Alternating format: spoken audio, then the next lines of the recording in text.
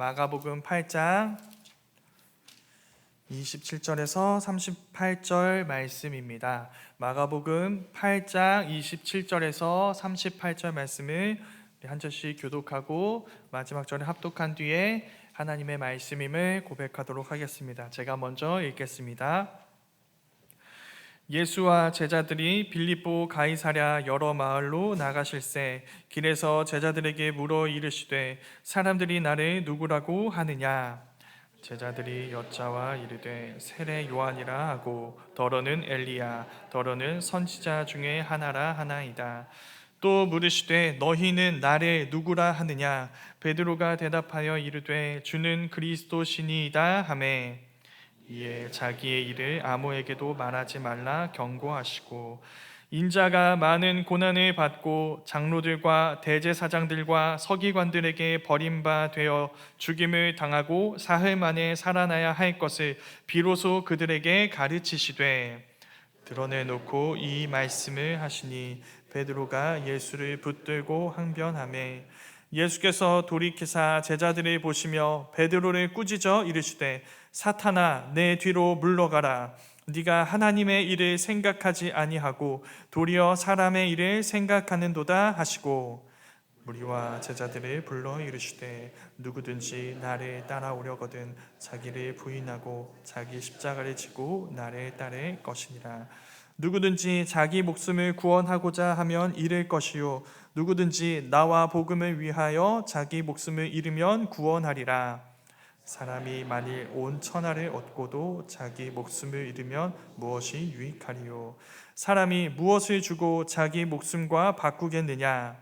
누구든지 이 음란하고 죄 많은 세대에서 나와 내 말을 부끄러워하면 인자도 아버지의 영광으로 거룩한 천사들과 함께 올 때에 그 사람을 부끄러워하리라. 아멘. 살아계신 하나님의 말씀입니다.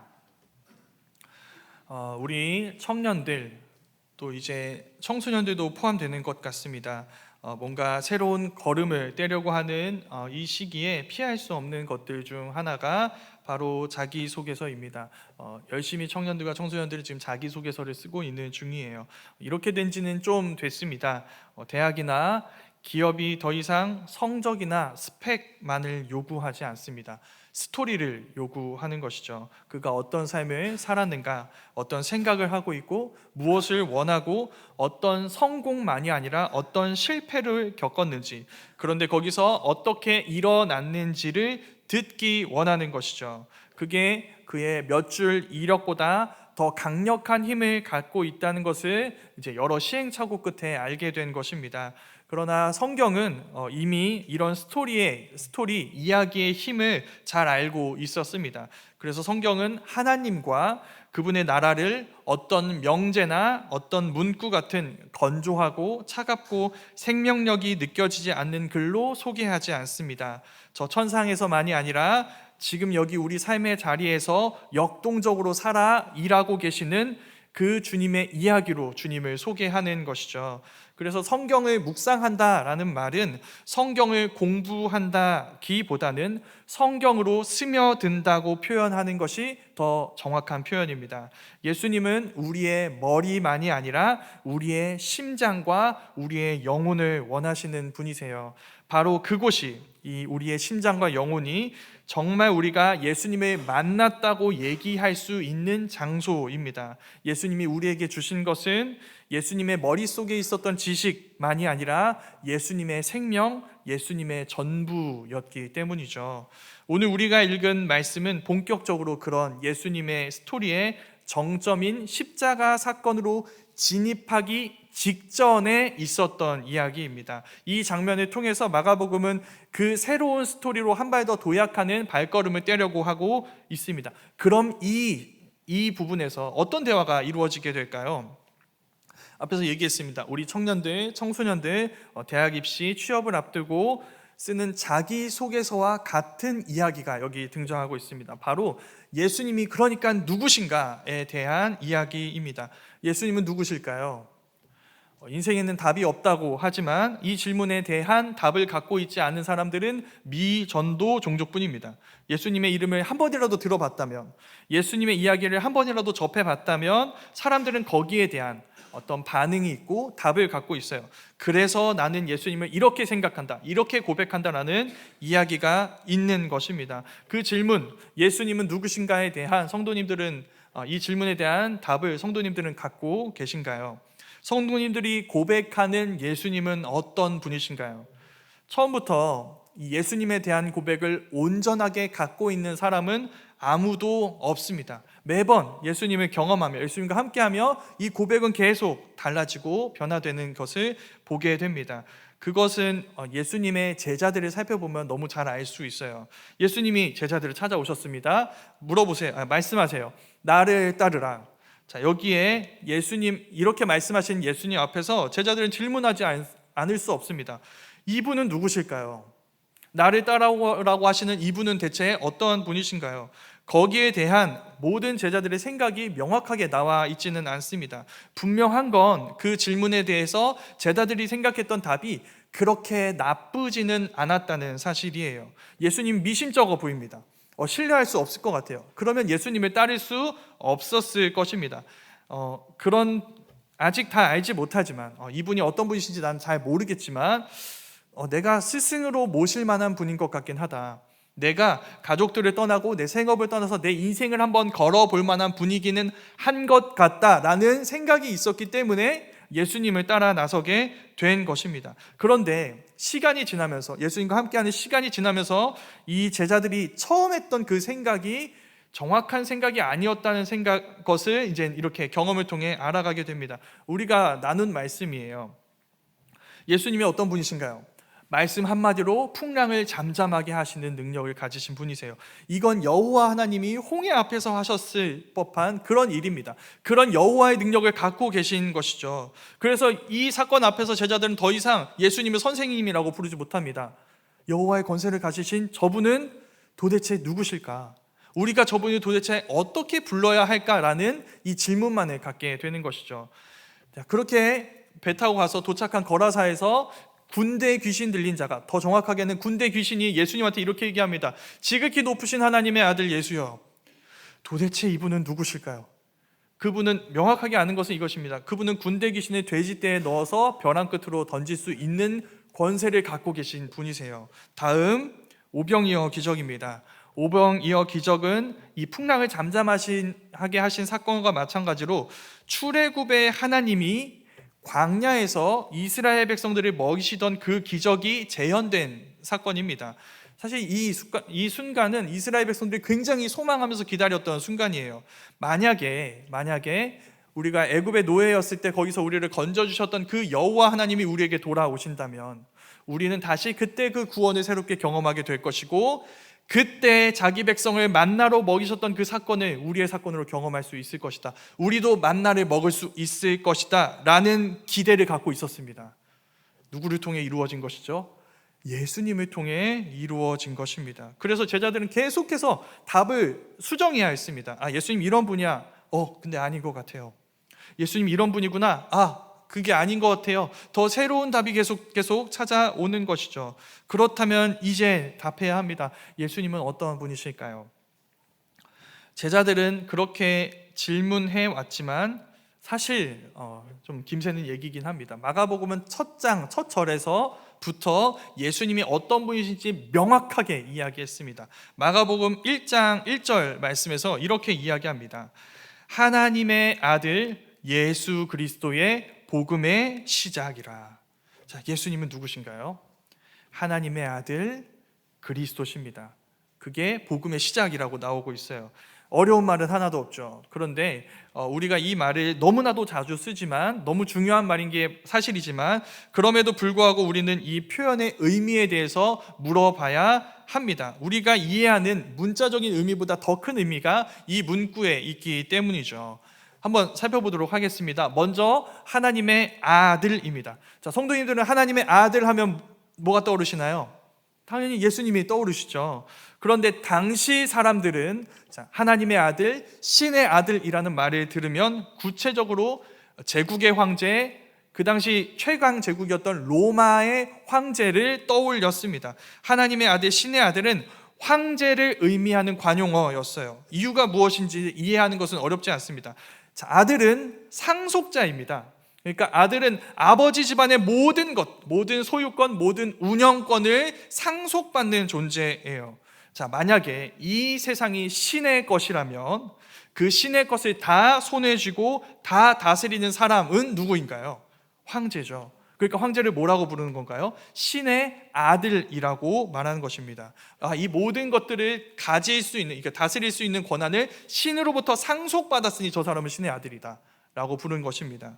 근데 그건 이스라엘도 마찬가지였습니다. 이스라엘의 왕 역시도 하나님의 아들이라고 불렸어요. 그런데 그 과정이 이방 제국과는 조금 다릅니다. 자, 황제를 신의 아들이다 라고 부른 건 누구일까요? 황제 자신이거나 그 황제를 인정하는, 황제의 권위에 고개를 숙이는 많은 사람들이겠죠. 그러나 이스라엘의 왕을 하나님의 아들이라고 부른 것은 하나님이셨어요. 하나님이 다윗 왕에게 말씀하셨습니다. 내가 너 다윗의 후손에게 영원한 왕권을 주겠다. 상속받는 것이죠. 영원한 왕권을 주겠다. 그리고 나는 그에게 아버지가 되고 그는 나의 아들이 될 것이다. 그래서 이스라엘의 왕을 떠올리실 때 우리가 머릿속에 그려야 되는 그림은 그냥 이스라엘이라는 작은 땅 하나만 다스리는 왕이 아닙니다. 그 왕에게 하나님이 무엇을 주셨죠? 하나님의 모든 통치와 모든 소유권을 주셨어요. 영원한 왕권을 주셨습니다. 그와 하나님이 아버지와 아들의 관계를 맺는다고 말씀을 하셨어요. 그가 온 세상을 다스리는 왕, 하나님의 아들인 것이죠. 자, 그럼 조금 정리해 보도록 하겠습니다. 신, 하나님의 아들은 무슨 뜻인가요? 무엇을 뜻하죠? 누구를 뜻하죠? 제국의 황제이거나 이스라엘의 왕을 뜻합니다. 자, 같은 단어입니다. 신의 아들, 하나님의 아들이라는 단어를 볼 때 그러면 내가 이방인인지 내가 이스라엘 사람인지에 따라서 같은 단어를 보지만 다른 생각을 가질 수밖에 없습니다. 그런 이해가 중첩되어 있는 것이죠. 그 다음 단어인 복음 역시도 마찬가지입니다. 우리에게 복음은 어디에서 쓰는 말인가요? 교회에서 쓰는 말이죠. 교회 밖에서는 복음이라는 말이 뉴스에서도 들리지 않고 어디에서도 들리지 않습니다. 그런데 복음은 원래 교회가 시작되기 전부터 교회 밖에서 사용되었던 용어였어요. 복음은 이런 소식입니다. 새로운 황제가 등극했다는 소식, 혹은 그 황제가, 우리의 왕이 적국을 물리치고 승리했다는 소식입니다. 자, 이것도 하나님의 아들과 마찬가지로 왜 이런 표현을 쓰게 됐는지, 왜 그걸 복음이라고 표현했는지는 이해하기 어렵지 않습니다. 자, 우리나라가 전쟁 중이에요. 실제로 그렇죠. 한참 남북관계 좋지 않을 때는 정말 민가에 포탄이 떨어지는 일들이 있었습니다. 제가 아직도 잊을 수가 없는데 제가 그 뉴스를 병장 때 군대에서 봤습니다. 광저우 아시안게임이 방영되고 있었어요. 진행 중이었는데 뉴스 속보입니다 하면서 정말 민가에 라이브로 포탄이 떨어지는 이 영상이 이렇게 나오는 것이죠. 제 마음이 어땠을까요? 네, 이제 병장이에요. 이제 몇 주 안 남았거든요. 근데 군대 전쟁이 일어날 것 같은 그런 상황. 네, 그래서 제가 알았습니다. 병장이라고 해도 전쟁 중이라면 마음을 놓을 수가 없구나. 어떻게 될지는 알 수 없는 거구나. 아무리 휴전이라고 해도 전쟁은 전쟁이구나. 제가 이걸 깨달았던 것이죠. 고대에는 어땠을까요? 고대에는 이 TV도 안 보여주거든요. 아무도 알 수가 없어요. 옆 동네에서 적군이 침입했다고 해도 우리는 알 길이 없습니다. 그러니까 항상 불안할 수밖에 없어요. 내 인생을 빼앗길 수밖에 없죠. 빼앗길 위험에 있다는 것을 알 수밖에 없습니다. 왜냐하면 적군의 이 불화살이 내 인생을 향하고 있어요. 뭘 해볼 수 있을까요? 열심히 일해서 돈 벌면 의미 있는 삶일까요? 아니죠. 한순간에 다 잃어버릴 수 있는데요. 적군이 쳐들어오면 다 끝나버릴 수 있는데요. 그러니까 늘 두려움의 감옥에 갇혀 있는 상황이에요. 어떤 인생도 마음을 놓을 수가 없어요. 인생을 살 수가 없는 상태이죠. 자, 이런 상황에서 가장 기쁜 소식은 무엇일까요? 승리의 소식이죠. 우리 왕이 전투에서 승리해 적의 군대와 나라를 다 물리치고 돌아오고 있대요. 그게 복음입니다. 자, 이 소식으로 인해서 무엇이 달라질까요? 온 세상이 다른 세상이 되어버리죠. 온 우주의 공기가 달라지게 됩니다. 이 세상이 이제 내가 알던 그때 그 세상이 아니에요. 왜? 이미 새로운 세상이 이루어졌습니다. 그래서 이젠 우리에게 주어지는 것은 무엇일까요? 뭘 기대할 수 있을까요? 평화와 번영을 기대할 수 있습니다. 이제 적국의 위험은 없으니까 마음껏 일해도 괜찮습니다. 마음껏 즐거워해도 괜찮습니다. 마음껏 번영할 수 있어요. 우리 잃어버렸던, 포로로 끌려갔던 우리 가족들 다 다시 만나게 될 거예요. 이제 행복만이 가득한 것이죠. 무엇 때문인가요? 복음 때문이죠. 승리의 소식 때문입니다. 자, 예수님 당시에 이런 복음이라는 말은 누구와 관련해서 쓰였을까요? 앞에서 얘기했죠. 로마 황제와 관련되어 쓰였습니다. 로마 황제가 온 세상을 정복했어요. 모든 전쟁을 끝냈습니다. 그래서 로마 황제를 지지하든 지지하지 않는 사람이든 그의 승리의 소식, 그가 왕이라는, 온 세상의 왕이 되었다는 소식을 복음이라고 불러야 합니다. 왜냐하면 그렇지 않으면 어떻게 될까요? 위험하죠. 너 인정하지 않는 거야? 너 우리의 왕권을 인정하지 않는 거야? 하면서 핍박을 받을 수 있는 그런 위협이 있었습니다. 그런데 그런 복음이라는 말을 쓰면서 온 세상은 억지로 그래서 이건 평화야 라고 이야기합니다. 로마 황제가 이제 황제가 됐으니까 이젠 평화라고 이 순간에 말해야 돼. 평화는 아니지만, 힘으로 권력을 잡았으니 평화는 아니지만 평화라고 말해야 되는 이런 상황에 처해 있는 것입니다. 그래서 로마 황제의 생일을 실제로 기념비에 이렇게 써 있습니다. 아우구스투스의 생일은 온 세상에 도래한 복음의 시작이었다. 이게 교회 문건이 아닙니다. 그냥 기념비로 나와 있는 것이죠. 그런데 그렇게 말하지 않는 사람들이 있습니다. 누굴까요? 그리스도인들인 것이죠.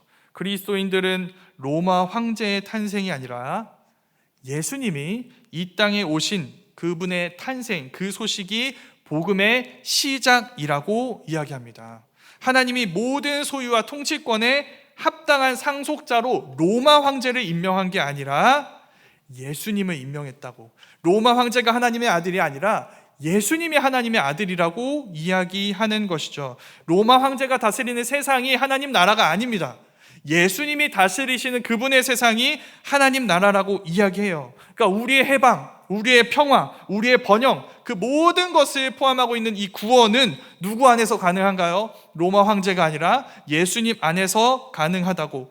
예수님이 왕이 되셨다는 소식, 승리하셨다는 소식이 바로 복음이라고 이야기한 것입니다. 이 모든 의미가 담겨 있는 게 바로 그리스도예요. 그리스도, 이 한 단어에 오늘 말씀의 핵심이 있고 기독교의 핵심이 있습니다. 사실 예수님의 누구신가에 대한 가장 정확한 답변은 그리스도예요. 그래서 그리스도라는 말을 우리가 이해해야 됩니다. 성도님들은 예수님 믿으시나요? 믿으시죠? 그 말이 무슨 뜻이냐면 예수님을 그리스도라고 믿는다는 뜻입니다. 그럼 그리스도는 무슨 뜻일까요? 그리스도는 번역어입니다. 히브리어 메시아를 그리스어로 번역했을 때 그리스도가 되는 것이죠. 그럼 메시아는 누구일까요? 앞에서 하나님의 아들 얘기했을 때 나온 말입니다. 하나님이 다윗 왕에게 약속하셨죠. 내 후손에게 영원한 왕권을 주겠다. 하나님의 모든 통치권과 소유권을 그에게 주어서 그가 영원한 나라를 이루게 하겠다라고 약속하셨습니다. 그 다윗의 후손, 영원한 왕권을 하나님으로부터 받아 온 세상을 영원히 다스릴 그 최고 통치자 왕이 바로 그리스도입니다. 그래서 초대교회 사도들이 전했던 복음은 되게 간단합니다. 예수는 그리스도다. 이게 복음이에요. 예수는 그리스도다. 그걸 마가복음은 처음부터 얘기하고 시작했습니다. 예수님은 그리스도다. 그분의 복음의 시작이다. 그러면 마가복음 처음부터 이루어지는 모든 이야기는 어떤 이야기라는 걸까요? 앞으로 내가 예수님 얘기를 할 텐데 그 예수님 이야기는 다 예수님이 하나님의 아들 그리스도이시며 그 왕이신 예수님이 가져오신 하나님 나라가 이 땅에 오기 시작했다는 이야기야. 이게 마가복음의 이야기인 것입니다. 그럼 마가복음의 관전 포인트는 무엇일까요? 이것이죠. 누가 그 예수님의 가르침, 예수님의 기적, 예수님의 동선을 보고 예수님을 그리스도라고 고백할까요? 누가 고백하게 될까요? 그 답이 오늘 말씀에 나오는 것입니다. 예수님이 먼저 물어보십니다. 사람들이 나를 누구라고 하느냐? 사람들의 이야기를 물으세요. 이 사람들 누구일까요? 예수님의 기적을 본 사람들입니다. 예수님의 가르침을 들은 사람들이에요. 그럼 그들은 예수님을 뭐라고 이야기하는가? 제자들이 그 답을 들려줍니다. 엘리야 세례 요한, 선지자 중 한 사람이라고 이야기합니다. 여기에 이 예수님을 향한 사람들의 시선이 담겨 있어요. 자, 여기 엘리야라고 나오는데, 엘리야는 구약시대 마지막 선지자인 말라기 선지자가 메시아가 올 거야. 그런데 그 메시아가 오기 전에 엘리야가 와서 그의 길을 준비할 거야 라고 얘기했던 그 선지자입니다. 자, 그 엘리야를 예언했던 말라기 선지자의 예언대로 엘리야로 등장한 사람이 누구일까요? 세례 요한입니다. 그렇다면 이 사람들은 어떤 생각을 갖고 있는 걸까요? 이런 생각을 갖고 있습니다. 오케이, 자, 예수님 위대하세요. 놀라운 분이시죠. 그분은 정말 대단한 분이세요. 그런데 그리스도는 아니에요. 그리스도께서 오실 길을 준비하시는 분이시지 그리스도는 아니라고 이야기하는 것입니다. 자, 그럼 성도님들 어떠신가요? 이 사람들은 복 있는 사람이라고 얘기할 수 있을까요? 그럴 수가 없습니다. 그들은 예수님으로부터 많은 유익을 얻었을 수 있습니다. 병을 고침받을 수 있어요. 예수님의 가르침을 듣고 깨달음을 얻었을 수 있습니다. 그리고 오병이어 기적에서 예수님이 기적으로 베푸신 음식들을 먹었을 수도 있죠. 네. 그런데 그들은 예수님으로부터 유익은 얻었지만 예수님을 얻지는 못했습니다. 예수님은 그들의 위로자, 그들의 공급자, 그들의 치료자이긴 하지만 그들의 그리스도는 아닌 것이죠. 그분에게서 뭔가 얻기를 원해요, 이 사람들은. 그러나 그분을 그리스도, 우리 왕이라고 고백하며 충성하고 섬기는 것은 원치 않는 것입니다. 성도님들은 어떠신가요? 성도님들은 예수님을 누구라고 하시나요? 나의 위로자, 나의 공급자, 나의 치료자 다 좋습니다. 그러나 그것보다 중요한 그분에 대한 진짜 고백이 있어요. 그건 바로 당신은 그리스도십니다라는 고백입니다. 그 고백, 당신은 그리스도십니다라는 고백은 나의 피로를 채워주십시오, 내가 원하는 것을 주십시오라는 고백이 아니에요. 그건 그것보다 더 큰 것을 구하는 고백입니다. 주님, 당신을 저에게 주십시오. 내 왕이 되어 주십시오. 내 삶을 다스려 주십시오. 내 삶이 주님이 다스리시는 하나님 나라가 되기 원합니다. 그러니 나를 다스려 주십시오라는 간구인 것이죠. 그게 사실 진짜 믿음 고백, 진짜 복음을 믿는 자들의 고백이라고 할 수 있습니다. 성도님들은 이 복음, 예수님이 그리스도라는 사실을 믿으시나요? 그럼 그분이 주실 것을 넘어 그분을 구하십시오. 온 세상의 왕이신 당신께서 내 삶의 왕이 되어주시고 나의 통치해 주시기를 원한다고 간구하십시오. 그리고 예수님을 모든 고백 위에 내 왕이라고 고백하시는 성도님들이 되시길 바랍니다. 베드로가 그 고백을 들려줍니다. 당신은 그리스도십니다. 드디어 나왔어요. 드디어 예수님을 마가복음 1장 1절대로 그리스도라고 고백하는 사람이 등장했습니다. 어떠신가요? 베드로는 이 고백하기 쉬웠을까요? 어려웠을까요? 쉬웠을 것 같죠. 솔직히 말해서. 왜냐하면 베드로는, 우리는 일주일에 한 번 이렇게 모여서 예배 드리지만 베드로는 옆에 예수님이 있어요. 함께 자고 함께 일어나고 함께 밥 먹고 예수님이 기적 행하시는 거 다 봤고 예수님이 가르치시는 가르치심 다 들었습니다. 그렇게 3년을 지냈어요. 그러면 당연히 충분히 예수님에게 당신은 그리스도십니다 라고 고백할 수 있는 건 아닌가요? 오늘 상황을 보면 사실 그렇지가 않습니다. 지금 베드로와 이 예수님이 제자들이 함께 있는 이곳은 어디냐면 빌립보 가이사랴라는 곳이에요. 빌립보는 지명입니다. 그런데 그 뒤에 있는 가이사랴는 사실 지명이 아니에요.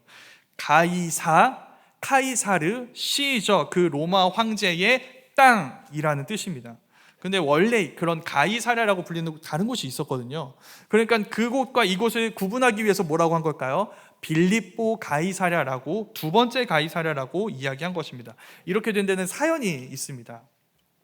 자, 이곳을 다스리는 황제가 분봉왕 헤롯입니다. 얼마 전에 들었었는데 그 세례요한 죽인 그 사람이에요. 그 사람이 로마 황제에게 잘 보이고 싶습니다. 그래서 어떻게 하냐면, 황제여, 이 빌립보를 황제께 올려드립니다. 헌정합니다. 이곳은 황제의 땅이에요 라고 고백하면서 빌립보를 빌립보 가이사랴로 바꾸고 그곳을 이스라엘 땅인데 로마식으로 새롭게 도시 계획을 합니다. 새롭게 세팅을 해버리는 것이죠. 그래서 빌립보 가이사랴는 굉장히 대도시예요. 굉장히 최신식, 모든 것들이 최신식입니다.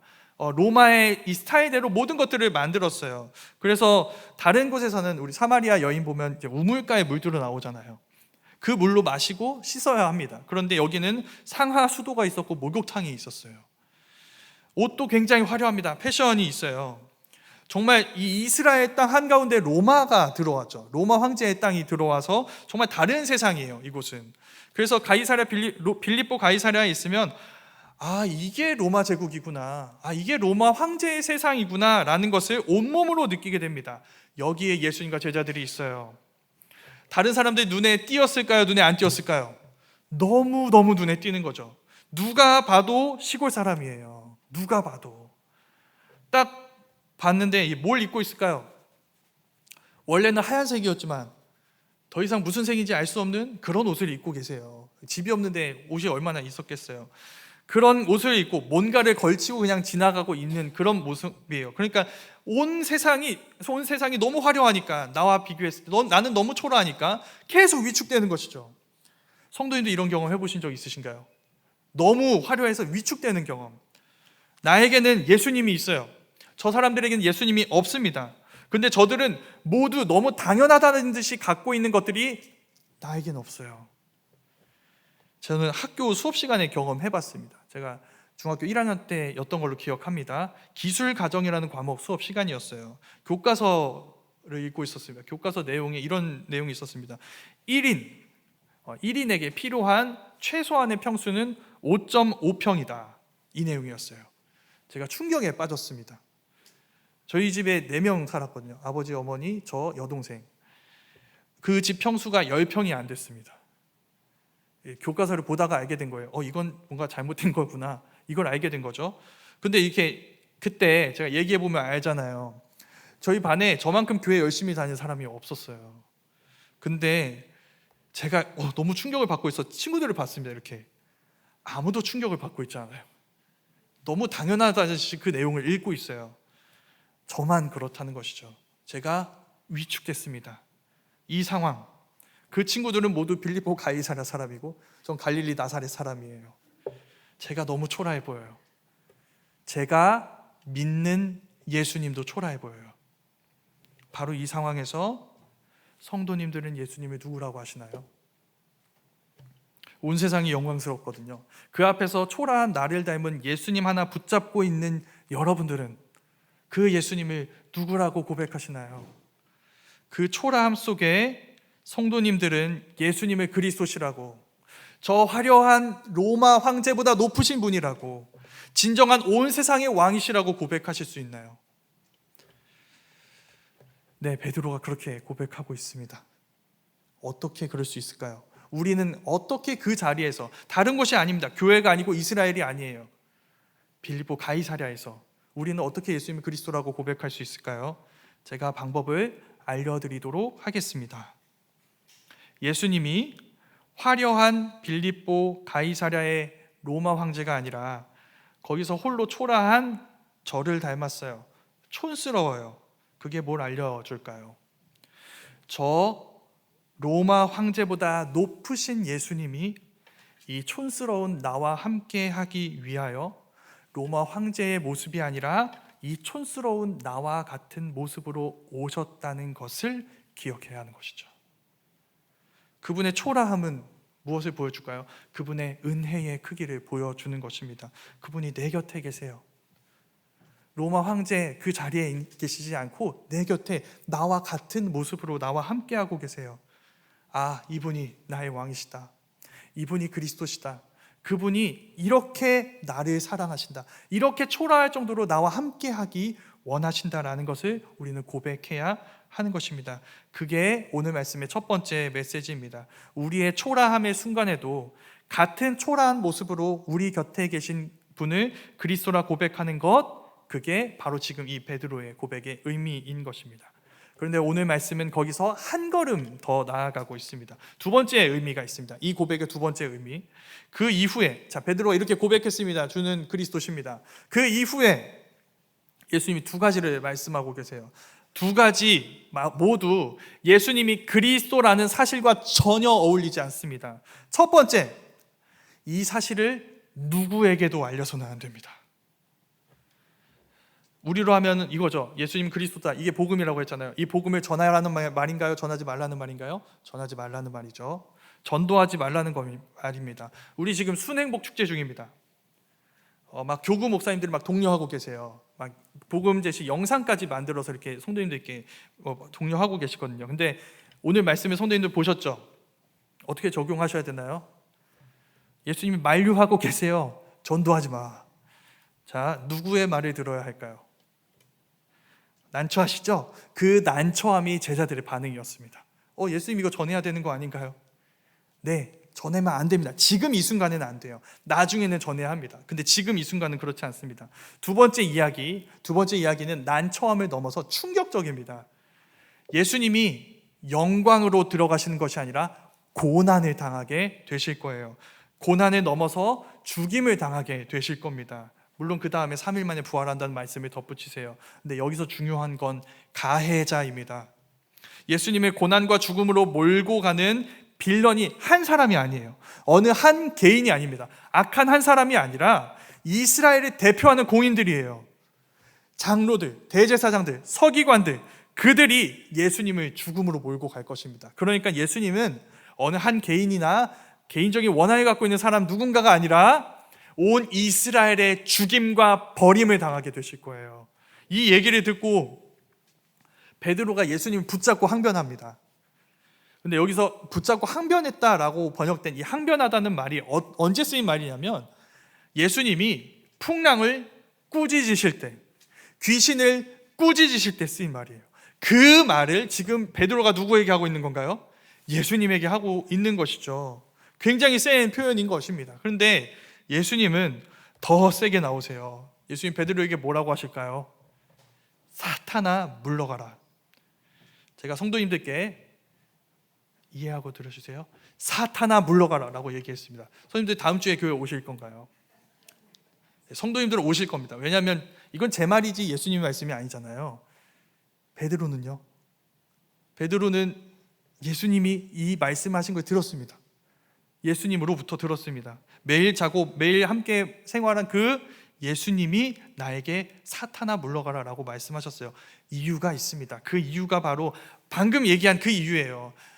그 예수님이 그리스도라는 사실을 누구에게도 말해서는 안 된다. 이것과 연결됩니다. 자, 지금 베드로가 이렇게 고백했습니다. 주는 그리스도시요. 자, 이 고백을 들고 이제 사람들에게 얘기하기 시작합니다. 예수님이 그리스도야. 예수님이 그리스도야. 라고 말을 하게 되면은 어떤 반응이 오게 될까요?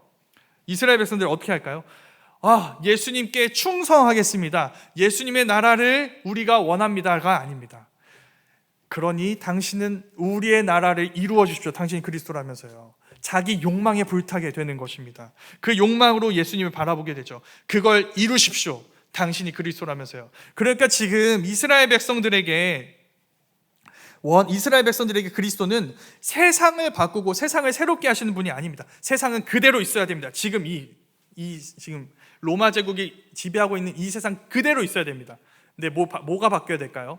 로마와 우리의 위치만 바뀌는 것. 이걸 원하는 것입니다. 로마와 우리의 위치만 바뀌어서 우리가 저 로마의 강력한 권력을 취하게 되는 것. 로마 황제의 자리에 예수님이 앉게 되시는 것. 그래서 제2의 로마 황제가 되시고 우리는 제2의 로마 제국이 되는 것. 이게 이스라엘 백성들의 꿈이었고 열망이었던 것이죠. 그래서 그리스도라고 말하는 순간 예수님의 로마 황제처럼 바라보게 되는 것이 로마 황제처럼 바라보게 될 것을 예수님이 알고 계셔서 그걸 얘기하지 말라고 이야기하신 것입니다. 그러니까 베드로도 마찬가지입니다. 지금은 초라해요. 맞아요. 초라하죠. 예수님 초라해요. 그러나 힘을 감추고 있지만 언젠가는 강한 힘과 권세로 저 로마 황제를 제거하시고 저 황제의 자리에 앉아서 우리를 그 오른편과 왼편에 앉게 해주시는 것. 그래서 마침내 내가 부러워하던 지금 내가 있는 이 모든 이 가이사랴 빌립보 여기에 있는 이 눈부신 영광을 내 것으로 누리게 되는 것. 그것이 베드로가 이 위대한 복음을 고백하면서 마음에 품고 있었던 기대와 소망인 것입니다. 그래서 굉장히 모순적입니다. 자, 베드로는 누구인가요? 예수님에게 처음으로 그리스도라고 고백했던 제자들의 대표죠. 그런데 동시에 어떤 사람인가요? 예수님을 향해, 그러니까 당시 그리스도를 바라보기를 로마 황제처럼 바라보고 하나님 나라를 로마 제국처럼 생각했던 모든 이스라엘 백성들의 대표입니다. 같은 사람인 거죠. 이 두 가지, 충돌하는 두 가지가 같은 사람인 것입니다. 근데 그건 베드로만의 이야기가 아니었습니다. 우리가 예수님을 고백합니다. 그분을 성경 말씀대로 믿고 있다고 생각합니다. 그러나 그 순간에도 우리가 예수님의 꿈이 아니라 다른 꿈을 꾸고 있다면, 그리고 다른 꿈을 쫓고 있다면 우리도 이 베드로와 같은 사람이 되는 것입니다. 그리고 그럴 가능성이 있습니다. 베드로가 보여주고 있는 것이죠. 내 꿈에 예수님이 협조하지 않으신다면, 우리의 욕망을 예수님이 깨뜨리시기라도 하는 것처럼 느껴진다면 우리는 예수님을 붙잡고 꾸짖을 수 있습니다. 정신 차리십시오. 지금 분위기 좋은데, 많은 사람들이 지지하고 있는데 지금 무슨 말씀을 하시는 겁니까? 이게 사탄적인 모습이라는 것입니다. 그런데 우리가 잘 알고 있는 것처럼 사탄이 예수님의 길을 막지 못합니다. 예수님이 이 예언처럼 정말 고난을 당하고 죽임을 당하세요. 로마 황제는커녕 로마에 의해 십자가에 달려 죽으세요. 여기에 로마의 영광이 어디 있나요? 십자가형은 로마에서 가장 추악하고 가장 끔찍한 범죄자들에게 내려지는 사형 제도였습니다. 그러니까 예수님은 로마의 영광 정반대편에 계시는 분이세요. 그 십자가가 로마 제국을 폭로합니다. 로마 제국이 평화롭나요? 아니요, 평화롭지 않습니다. 로마 제국은 무죄한 예수님에게 법정 최고형을 내릴 수 있는 끔찍한 폭력의 세상이에요. 그리고 이스라엘은 그 로마를 닮았고 로마를 꿈꿉니다. 그래서 로마와 손을 잡고 예수님을 죽음으로 몰아가죠. 그렇다면 이제 이렇게 질문해 봐야 됩니다. 그런 이스라엘에게 필요한 구원은 무엇일까요? 로마를 꿈꾸던 그들이 이제는 로마와는 다른 세상을 꿈꾸는 일이 구원이겠죠. 그들이 꿈꾸던 이 사탄적인 로마가 이루어지는 것이 아니라 그 세상이 깨지는 것, 그게 구원입니다. 우리를 둘러싼 이 로마의 세상 한복판에 그 로마 황제와는 전혀 다른 왕, 전혀 다른 세상이 시작되는 것, 그게 이들에게 필요한 복음이고 구원인 것이죠. 그 일이 이루어졌습니다. 예수님이 부활하셨어요. 예수님이 하늘에 올라서 통치하고 계십니다. 네, 예수님이 승리하신 왕으로 통치하고 계세요. 이게 복음입니다. 그 예수님이 시작하신 하나님의 나라가 우리에게 이루어지고 있는 것이죠. 이 나라를 이루신 방법이 무엇인가요? 십자가입니다. 그게 오늘 말씀의 결론이에요.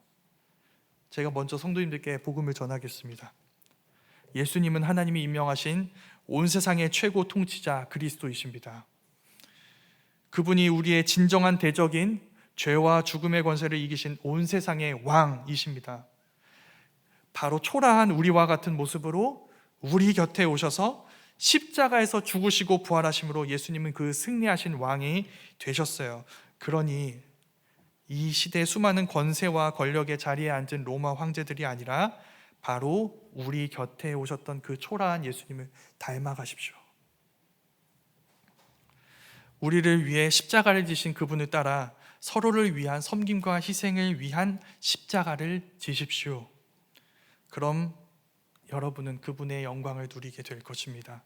그분과 함께 하나님의 아들이라 일컬음 받으며 하나님이 그분에게 상속하게 하신 그분의 권세를 함께 누리며 그분과 함께 왕노릇하게 되는 영광을 누리게 될 것입니다. 그것이 우리의 영광입니다. 그 말씀을 생각하며 십자가의 길에 걷기를 다짐하며 로마서 8장 17절 18절 말씀을 읽고 오늘 말씀을 마치도록 하겠습니다. 자녀이면 또한 상속자 곧 하나님의 상속자요 그리스도와 함께한 상속자니 우리가 그와 함께 영광을 받기 위하여 고난도 함께 받아야 할 것이니라. 생각하건대 현재의 고난은 장차 우리에게 나타날 영광과 비교할 수 없도다. 아멘. 이 시간 함께 찬양하도록 하겠습니다.